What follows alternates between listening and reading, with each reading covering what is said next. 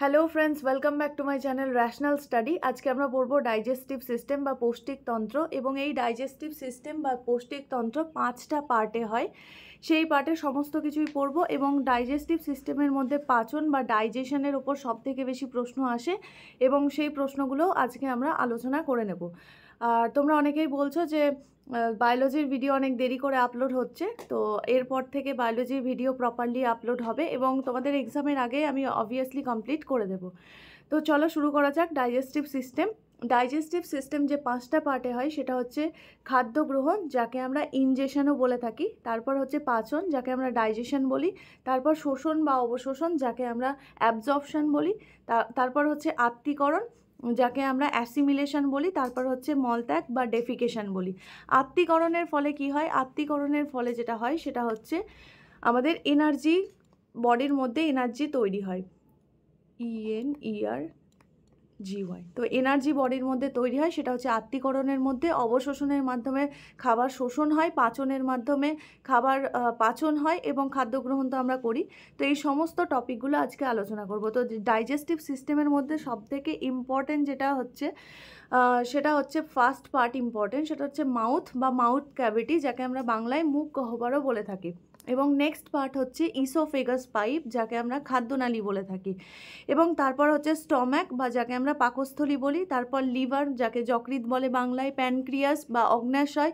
তারপর gall bladder বা পিত্তথলি। তারপর স্মল ইন্টেস্টাইনকে আমরা ক্ষুদ্রান্ত বলে থাকি এবং লার্জ ইন্টেস্টাইনকে বৃহদান্ত বলি।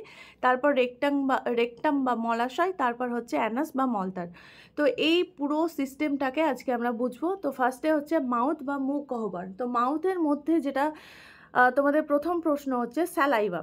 মাউথের মধ্যে আমাদের স্যালাইভা তৈরি হয় এবং স্যালাইভা 1.5 লিটার পার ডে তৈরি হয়। এই 1.5 লিটার স্যালাইভা আমাদের খাদ্যের পাচনের জন্য ইম্পর্ট্যান্ট। তো এই স্যালাইভার মধ্যে একটা এনজাইম থাকে, সেটার নাম হচ্ছে লাইসোজাইম এনজাইম। তো এই লাইসোজাইম এনজাইম কী করে? লাইসোজাইম এনজাইম যেটা করে সেটা হচ্ছে আমরা খাবার গ্রহণের সময় অনেক সময় খাবারের মধ্যে জীবাণু থাকে, সেই জীবাণু হত্যা করে লাইসোজাইম এনজাইম। তো জীবাণু হত্যা কে করে মুখের মধ্যে? সেটা হচ্ছে লাইসোজাইম এনজাইম, যেটা স্যালাইভাতে পাওয়া যায়। এবং স্যালাইভাতে একটা উৎসেচক পাওয়া যায়, সেটার নাম হচ্ছে টায়ালিন বা একে ডায়াস্টেজও বলে। টায়ালিন বা ডায়াস্টেজ যে কোনো একটা বলতে পারো। ডায়াস্টেজও লিখে দিচ্ছি, ডায়াস্টেজ। তো এই দুটো টায়ালিন বা ডায়াস্টেজ এনজাইম কি করে? এরা করে কি, এরা হচ্ছে স্টার্চ খাবারের মধ্যে যে স্টার্চ থাকে সেই স্টার্চের পাচন করে। তো সম্পূর্ণ পাচন করতে পারে না, কিন্তু কিছুটা পাচন করতে পারে। স্টার্চ কোনগুলো? যেটা হচ্ছে খাবারের মধ্যে যে খাবারের চোকা থাকে, যেমন আটার মধ্যে যে গমের চোকা থাকে, বা ফল খেলে বা আপেল খেলে যে আপেলের চোকা থাকে, তার মধ্যে স্টার্চ থাকে। সেই স্টার্চকে পাচন করতে বা স্টার্চকে পচাতে সাহায্য করে টায়ালিন বা ডায়াস্টেজ। সেটা হচ্ছে মুখগহ্বরের মধ্যে যে স্যালাইভা তৈরি হয় সেই স্যালাইভার মধ্যে থাকে। এবং এই স্যালাইভা যেটা তৈরি হয় বিভিন্ন যে গ্রন্থি থেকে তৈরি হয়, সেটার নাম হচ্ছে স্যালাইভারি গ্রন্থি বা স্যালাইভারি গ্ল্যান্ড। তার মধ্যে সবথেকে বড় গ্ল্যান্ড হচ্ছে প্যারোটিড। নামগুলো মনে রাখো, তাহলেই হবে, সবচেয়ে বড়। আর নেক্সট হচ্ছে সাবলিঙ্গুয়াল।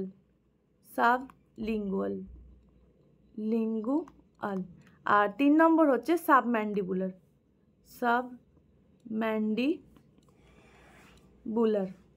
তো নাম 3টে মনে রাখো।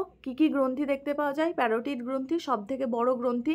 সাপের মধ্যে যে সাপের বিষ সঞ্চয় থাকে বা সাপের বিষ যে গ্রন্থি থেকে বেরোয় সেটা হচ্ছে প্যারোটিড গ্রন্থি থেকে বেরোয়।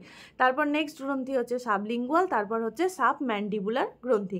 এবার নেক্সট চলে আসবো আমাদের খাদ্যনালী। এই যে মুখের মাধ্যমে যে খাদ্যনালীর মাধ্যমে খাবারটা আসে, সেটা কোথায় আসে? সেটা হচ্ছে পাকস্থলীতে আসে। এবং একে আমরা অন্ননালীও বলে থাকি বা খাদ্যনালীও বলে থাকি, যে কোনো একটা তোমরা বলতে পারো। এই খাদ্যনালীর যে দৈর্ঘ্য, সেই দৈর্ঘ্য হয়ে যায় তোমার 25 সেন্টিমিটার। 25 সেমি হচ্ছে খাদ্যনালীর দৈর্ঘ্য। এবং খাদ্যনালীতে কোনো রকম পাচন হয় না। খাদ্যনালীতে যেটা হয় সেটা হচ্ছে খাবারের মধ্যে আমরা মুখের মধ্যে যে খাবারটা চেবাই এবং চেবানোর পর যে আলটিমেটলি যেটা তৈরি হয় সেটাকে আমরা বলি বোলাস। এই নামটা মনে রাখবে। মুখের মধ্যে যে খাবার চেবানোর পর যেটা তৈরি হয় সেটা হচ্ছে বোলাস। এই বোলাসটা খাদ্যনালীর মাধ্যমে পাকস্থলীতে এসে পড়ে এবং বোলাস হচ্ছে তোমার খাদ্যনালীর মাধ্যমে যাতে স্মুথলি আসতে পারে সেই কারণে তোমার মিউকাস নামে একটা পদার্থ মুখের মধ্যে খাবারের সঙ্গে মিশে যায়। এই কারণে খাবারটা চিপচিপা টাইপসের হয়ে যায়, তো খাবার অন্ন নালীর মধ্যে দিয়ে সহজেই চলে আসতে পারে এবং এই খাদ্যনালীর মধ্যে কোনো পাচন হয় না, এটা মনে রাখবে। এটা পরীক্ষাতে দিতে পারে। আর দৈর্ঘ্য হয় 25 সেন্টিমিটার। এবার খাদ্যনালী থেকে খাবার যেখানে এলো সেটা হচ্ছে পাকস্থলীতে এলো। পাকস্থলীতে খাবার আসার পর পাকস্থলীকে আমরা 3টে পার্টে, এটা যদি পুরো পাকস্থলী হয় এটা হচ্ছে 3টে পার্টে ভাগ করতে পারি। এই ফার্স্ট পার্টে আমার হাইড্রোক্লোরিক অ্যাসিড থাকে। পাকস্থলীর মধ্যে কি থাকে? HCl থাকে। আর HCl এর পিএইচ কত? 1.5 থেকে পিএইচ হচ্ছে 2.5 এর আশেপাশে। তো এই পিএইচটা পিএইচটা এত কম মানে হচ্ছে এটা আম্লিক এবং খাবারকে পচাতে বা পাচন করতে হাইড্রোক্লোরিক অ্যাসিড হেল্প করে। তাহলে হাইড্রোক্লোরিক অ্যাসিড কোথায় পাওয়া যায়? ক্লোরিক অ্যাসিড পাওয়া যায় পাকস্থলীতে এবং এটাকে আমরা গ্যাস্ট্রিক জুসও বলে থাকি। তো এটাও মনে রাখতে পারো যে গ্যাস্ট্রিক জুস হাইড্রোক্লোরিক অ্যাসিড, যার পিএইচ হচ্ছে 1.5 টু 2.5। এরপর হচ্ছে যে খাবারটা সেকেন্ড পার্টে আসে এবং সেকেন্ড পার্টে খাবারটা অনেকক্ষণ থাকে এবং থার্ড পার্টে আসার পর খাবারটা তারপর স্মল ইন্টেস্টাইনে চলে যায়। তো এখানে পাকস্থলীতে মোট 4 ঘন্টা খাবার থাকে। তাহলে সব থেকে বেশি খাবার স্টোর কোথায় থাকে? সব থেকে বেশি খাবার স্টোর থাকে পাকস্থলীতে। 4 ঘন্টা স্টোর থাকে পাকস্থলীতে খাবার। এবং পাকস্থলীতে খাবার যখন থাকে তখন সেই পাকস্থলীর মধ্যে দুটো প্রোটিনের নাম তোমাদেরকে দিতে পারে, একটা হচ্ছে রেনিন আর পেপসিন। তো রেনিন প্রোটিন কি করে আর পেপসিন প্রোটিন কি করে এটা আমাদের জানতে হবে। তো রেনিন প্রোটিন হচ্ছে তোমার দুধ থেকে দই তৈরি করে, মানে এরা প্রোটিনের ডাইজেশন করে, দুটোই প্রোটিনের ডাইজেশন করে। তার মধ্যে স্পেসিফিক্যালি রেনিন প্রোটিন মিল্ক থেকে কার্ড তৈরি করে বা দুধ থেকে দই তৈরি করে। আর মিল্কের মধ্যে থাকে ক্যাসিন প্রোটিন। তো এখানে প্রশ্নও আসতে পারে যে ক্যাসিন প্রোটিনকে পচাতে বা পাচন, ক্যাসিন প্রোটিনের ডাইজেশনে কে হেল্প করে? সেটা হচ্ছে রেনিন। দুধ থেকে দই তৈরি করে রেনিন প্রোটিন। আর একটা হচ্ছে পেপসিন প্রোটিন পাওয়া যায়। সেই পেপসিন প্রোটিনটা কি করে? প্রোটিনকে পেপটোনে পরিণত করে পেপটোন। তো প্রোটিনকে পেপটোনে কে পরিণত করে? Pepsin protein. তাহলে দুটো এনজাইমের নাম আমরা পড়লাম কি কি? রেনিন আর পেপসিন। রেনিন দুধ থেকে দই তৈরি করে, মানে ক্যাসিন প্রোটিনের ডাইজেশন করে। আর পেপসিন হচ্ছে প্রোটিন থেকে পেপটোন তৈরি করে। তো এটা মনে রাখবে। আর 4 ঘন্টা খাবার পাকস্থলীতে থাকে। এবার আমরা যেটা চলে আসবো সেটা হচ্ছে প্যানক্রিয়াস আর লিভার। তো প্যানক্রিয়াস আর লিভারের মধ্যে খাবার সঞ্চয় থাকে না। প্যানক্রিয়াস আর লিভার বা অগ্ন্যাশয় আর যকৃৎ থেকে যে রসগুলো বেরোয় বা যে উৎসেচকগুলো বেরোয় সেগুলো হচ্ছে খাবারকে পচাতে হেল্প করে। এবার চলে আসবো আমি সব ফার্স্টে অগ্ন্যাশয়। তো অগ্ন্যাশয় থেকে যেটা পড়বো সেটা হচ্ছে অগ্ন্যাশয়ে কী ধরনের প্রোটিন পাওয়া যায়। তো এখানে ফুল ডাইজেশন এনজাইম পাওয়া যায়, মানে সমস্ত রকম টাইপসের যে খাবারের মধ্যে যে প্রোটিন থাকে, ফ্যাট থাকে, স্টার্চ থাকে, সমস্ত কিছুর যে ডাইজেশনের জন্য এনজাইম পাওয়া যায়। তো তার মানে এখানে অল এনজাইম পাওয়া যায়, অল উৎসেচক পাওয়া যায়। কি কি ইম্পর্টেন্ট উৎসেচক তার মধ্যে? সেটা হচ্ছে ট্রিপসিন পাওয়া যায় এখানে। এবং ট্রিপসিন কী কাজে লাগে? প্রোটিনের ডাইজেশনে কাজে লাগে। এর আগে দেখেছিলাম যে প্রোটিন পাকস্থলীতে আমার কি হয়ে গেছে? প্রোটিনটা পেপটোন হয়ে গেছে। তার মানে এখানে পেপটোনের ডাইজেশন হবে। তার মানে এখানে পেপটোন কি হয়ে যাবে? পেপটোন এখানে হয়ে যাবে পেপটাইড। তার মানে অগ্ন্যাশয়ের যে ট্রিপসিন কি করে? পেপটোনকে পেপটাইডে পরিণত করে, যেটা একটা প্রোটিনেরই রূপ। তার মানে প্রোটিন ডাইজেশন করে ট্রিপসিন। নেক্সট হচ্ছে অ্যামাইলেজের ডাইজেশন কে করে? অ্যামাইলেজ কি ডাইজেশন করে? সেটা হচ্ছে স্টার্চ এক প্রকারের হচ্ছে কার্বোহাইড্রেট। তো এই কার্বোহাইড্রেটের ডাইজেশন করে অ্যামাইলেজ। তার মানে আমরা মুখের মধ্যেও দেখলাম স্টার্চের ডাইজেশন হচ্ছে এবং যেটুকু বাকি থাকছে সেটা হচ্ছে অ্যামাইলেজের মাধ্যমে আমাদের স্মল ইন্টেস্টাইনে হয়ে যাবে। তারপর হচ্ছে আমাদের যেটা মনে রাখতে হবে সেটা হচ্ছে লাইপেজ কি কাজে হেল্প করে? লাইপেজ হচ্ছে ফ্যাট পচাতে হেল্প করে। তো লাইপেজ ফ্যাট পচাতে হেল্প করে, অ্যামাইলেজ স্টার্চের ডাইজেশনে হেল্প করে, আর ট্রিপসিন প্রোটিনের ডাইজেশনে হেল্প করে, যেখানে প্রোটিনটা থেকে পেপটাইডে পরিণত করে। তো এখানে আমরা পড়ে নিলাম অগ্নাশয় থেকে যা যা রস বেরোয় বা যা যা উৎসেচক বেরোয় সেগুলো কী কাজে লাগে। এবার চলে আসবো আমরা লিভারে। তো লিভারের জন্য একটা আমি পেজ নিয়ে নিচ্ছি। তো লিভারের জন্য আমি একটা পেজ নিয়ে নিলাম। এবার চলে আসবো আমি লিভারে। তো লিভারের জন্য দেখো, লিভারে যেটা লিভার বা যাকে আমরা বাংলাতে বলি যকৃৎ, তো লিভারের সঙ্গে একটা যেটা থাকে, যেটা একটা গ্ল্যান্ড থাকে, সেটা হচ্ছে পিত্তথলি। তো লিভারের মধ্যে সবথেকে ইম্পর্ট্যান্ট হচ্ছে পিত্তথলি। পিত্তথলি, এই পিত্তথলির মধ্যে কি হয়, এই পিত্তথলির মধ্যে যেটা তৈরি হয় সেটা হচ্ছে বাইল জুস জমা হয়। কি হয়, বাইল জুস জমা হয়। তো বাইল জুস জমা হয় পিত্তথলির মধ্যে, কিন্তু কে তৈরি করে, বাইল জুস তৈরি করে লিভার। তার মানে লিভার তৈরি করলো বাইল জুস এবং জমা করলো পিত্তথলি। তো এখানে এই ছবিটা দেখো, ছবিটার মধ্যে এখানে লিভার থেকে বাইল জুস তোমার তৈরি হয়ে এখানে পিত্তথলির মধ্যে এই সবুজ কালারের এই কালারটা যেটা দেখতে পাচ্ছ সেটা হচ্ছে পিত্তথলির মধ্যে জমা হচ্ছে। আরেকটা যেটা এখানে বলা হয়নি সেটা হচ্ছে পাকস্থলীর মধ্যে খাবারটা যখন কিছুটা ডাইজেশন হয়ে যাচ্ছে তখন সেটাকে আমরা কাইম বলি। তার মানে পাকস্থলীর মধ্যে যে খাবার থাকে সেই খাবারটাকে আমরা কাইম বলি। এটা মনে রাখবে, এটা পরীক্ষায় দিতে পারে। এবং পিত্তথলির মধ্যে যে বাইল জুসটা এলো এবং এই বাইল জুসটা হচ্ছে জমা হলো কোথায়, পিত্তথলির মধ্যে। যকৃৎ যেটা বাইল জুস তৈরি করলো সেটা জমা হলো পিত্তথলির মধ্যে। এবার এই জুসগুলো যে খাবারের মধ্যে কখন মিশবে, সেটা হচ্ছে ইন্টেস্টাইনে গিয়ে। তার মানে এই অগ্নাশয় আর লিভার হচ্ছে একটা গ্রন্থি যেটা খাবারের ডাইজেশনে কিভাবে হেল্প করে, সেটা হচ্ছে অগ্নাশয় উৎসেচক তৈরি করে এবং লিভার পিত্তথলি বা বাইল জুস তৈরি করে আমাদেরকে হেল্প করে খাবারের ডাইজেশনে। এবার হচ্ছে খাবারের ডাইজেশনে তোমার যেটা হচ্ছে বাইল জুসটা কী কাজে লাগে। এই যে কাইমটা তৈরি হলো, কাইমের মধ্যে কি আছে, কাইমের মধ্যে HCl আছে, হাইড্রোক্লোরিক অ্যাসিডটা হচ্ছে একটা তোমার আম্লিক দ্রব্য। তো এই আম্লিক দ্রব্যের ফলে এই যে কাইমটা তৈরি হয়, কাইমটা হয় তোমার অম্ল। এই যে কাইম যেটা হয়, কাইমটা হয় অম্ল। কিন্তু ক্ষুদ্রান্তের মধ্যে আমরা অম্ল পদার্থের ডাইজেশন করতে পারি না। ক্ষুদ্রান্তের মধ্যে অম্ল পদার্থের ডাইজেশন হয় না, সেই অম্ল পদার্থকে আমাকে ক্ষারীয় পদার্থে ট্রান্সফার করতে হয়। তো সেই কারণেই অম্ল পদার্থটাকে ক্ষারীয়, মানে কাইমটাকে অম্ল থেকে ক্ষারীয় করে কে, সেটা করে বাইল জুস। তার মানে বাইল জুস কী করে, অম্ল থেকে ক্ষারীয় করে। কেন ক্ষারীয় করতে হলো, কারণ ক্ষুদ্রান্ত অম্ল বস্তুর ডাইজেশন করে না, ক্ষারীয় বস্তুর ডাইজেশন করে। সেই কারণে কাইম যেহেতু অম্ল ছিল তাকে ক্ষারীয় করার জন্য বাইল জুস এর মধ্যে অ্যাড করতে হয়, যেটা তৈরি করে যকৃৎ, এবং যকৃৎ সঞ্চয় করে রাখে পিত্তথলিতে। তার মানে পিত্তথলির বা গল ব্লাডারের কোনো সেরকম কাজ নেই, জাস্ট বাইল জুসটা জমা করাই হচ্ছে কাজ। এবার চলে আসবো আমরা ক্ষুদ্রান্ত। এবার ক্ষুদ্রান্ততে কি বললাম, ক্ষুদ্রান্ততে যেটা বললাম সেটা হচ্ছে খাবারের ডাইজেশনটা প্রায় কমপ্লিট হয়ে যায়। তো এখানে হচ্ছে লার্জ পার্ট, ক্ষুদ্রান্ত হচ্ছে সব থেকে বড় পার্ট। এবং কেন এটা বড় হওয়া সত্ত্বেও আমরা একে ক্ষুদ্রান্ত বলি, কারণ এটা বৃহদন্তের থেকে আকারে মানে পাতলা, অনেক পাতলা। বৃহদন্ত অনেক মোটা কিন্তু ক্ষুদ্রান্ত অনেক পাতলা কিন্তু অনেক লম্বা। যেহেতু লম্বা সেই কারণেই আমরা একে স্মল, যেহেতু মানে আকারে ছোট সেই কারণে একে স্মল ইন্টেস্টাইন বলি, কিন্তু দৈর্ঘ্যে বড়। তো এটা দৈর্ঘ্য হচ্ছে মোটামুটি অ্যাপ্রক্সিমেটলি 6 মিটার মতো। তো 6 মিটার মতো লম্বা। এবং ক্ষুদ্রান্তে 3টে পার্ট রয়েছে, একটা হচ্ছে ডিউডেনাম, তারপরে হচ্ছে জেজুনাম, এবং নেক্সট হচ্ছে তোমার ইলিয়াম।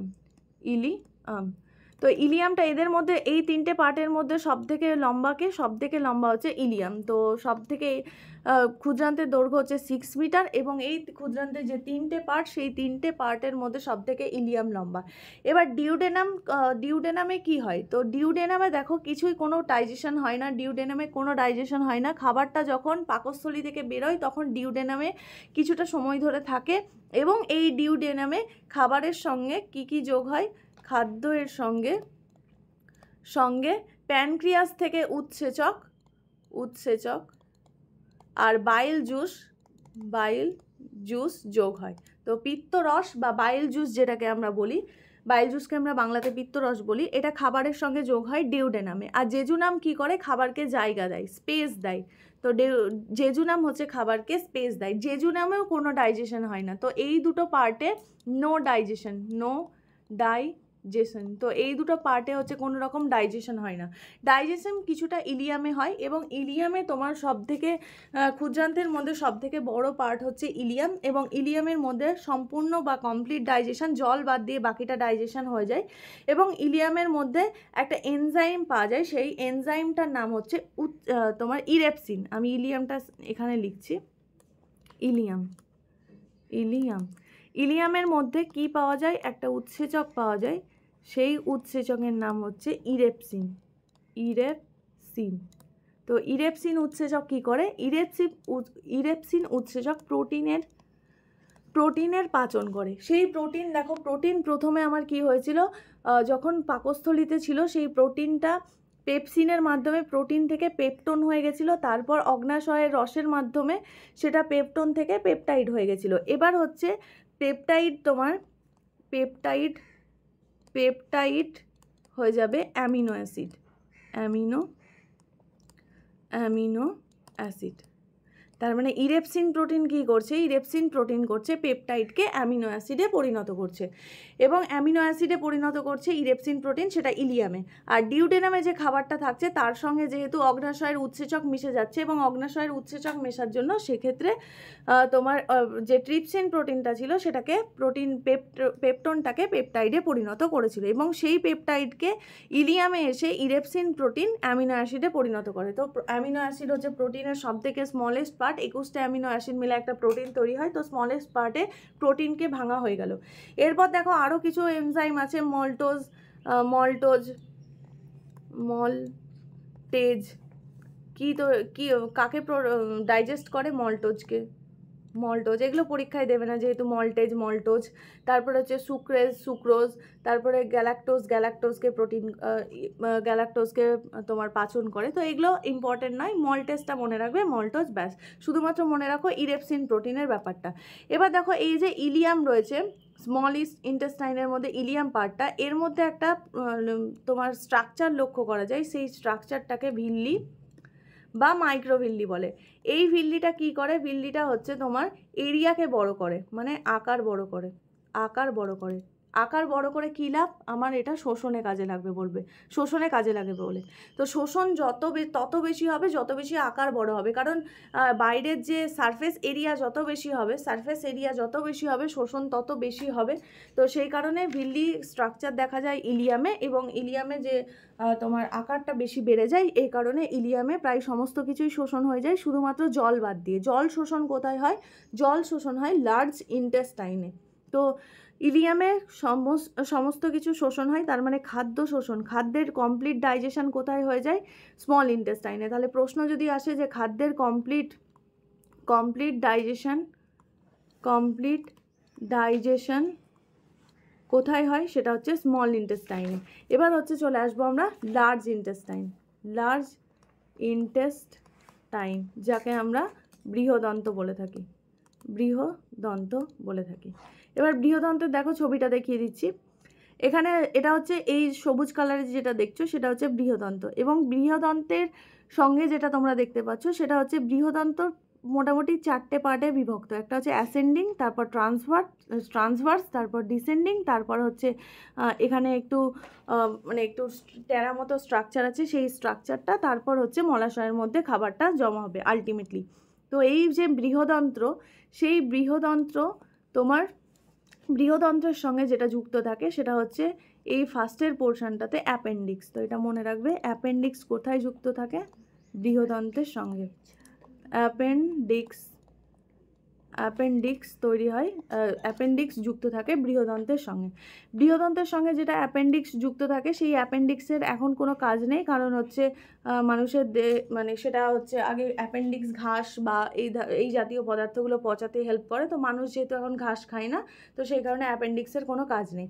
লার্জ ইন্টেস্টাইনের ক্ষেত্রে মনে রাখবে বা বৃহদন্ত, এখানে জল শোষণ হয়। যদি কোনো কারণে আমাদের পেটের প্রবলেম হয় তাহলে সেক্ষেত্রে বৃহদন্ত্রে জল শোষণ হয় না, সেই কারণে আমাদের মাঝে মাঝে পাতলা পটি হয়। তো সেটা হচ্ছে বৃহদন্তের জন্যই হয়। যদি জল শোষণ ঠিক মতো না হয় তাহলে ডায়রিয়া আমাদের হতে পারে, আর বৃহদন্তের মাধ্যমে জল শোষণ হয়ে গেলে আমাদের বডি নর্মাল থাকে। তো জল শোষণ কোথায় হয়? বৃহদন্তে। আর খাদ্যের শোষণ কোথায় হয়? সেটা হচ্ছে তোমার ইন্টেস্টাইনে। তো এবার হচ্ছে এখানে যেটা হয় সেটা হচ্ছে এলিমিনেশন অফ সলিড ওয়াটার। এই যে বৃহদন্ত কার সঙ্গে যুক্ত থাকে, এখানে মলাশয়ের সঙ্গে যুক্ত থাকে, এবং মলাশয়ের সঙ্গে যে যুক্ত থাকে, এই মলাশয়ের সঙ্গে যুক্ত থাকে, এই মলাশয়ে খাবারটা কিছুক্ষণের জন্য স্টোর থাকে। জাস্ট কিসের জন্য? জাস্ট আমরা ডেফিকেশনের জন্য বা মল ত্যাগের জন্য। তো এই জল শোষণ হয়, তারপর যেটা খাবারটা তৈরি হয় সেটা হচ্ছে আলটিমেটলি যেটা পুরো পাচনের পর খাবারটা তৈরি হয় সেটা হচ্ছে আমরা বলি কাইল। তার মানে মলাশয়ে কী সঞ্চিত থাকে? এটা সঞ্চিত হয় মলাশয়। তাহলে মলাশয় কি সঞ্চিত থাকে? কাইল। এবং কাইল যেটা সঞ্চিত থাকে সেটা হচ্ছে আমরা মলত্যাগের মাধ্যমে কাইলটা বাইরে বের করি। এবং কাইলের রং দেখবে কাইলের রং হচ্ছে ইয়েলো কালারের হয়। কেন হয়? সেটা হচ্ছে বিলুরুবিনের জন্য। বিলুরুবিন। তো লিভারে পাওয়া যায় বিলুরুবিন।